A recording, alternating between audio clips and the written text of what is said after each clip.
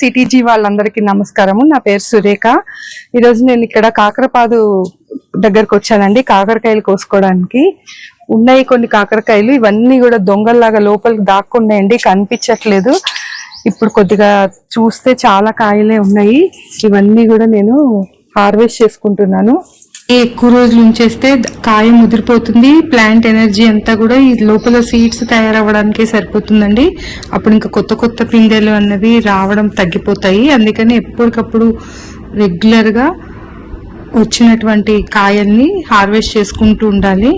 ఈ ఎండాకాలము నీరు అనేది సమానంగా ఇవ్వండి. ఎక్కువైనా సరే తక్కువైనా సరే పువ్వులు కానీ పిందెలు కానీ రాలిపోతాయి.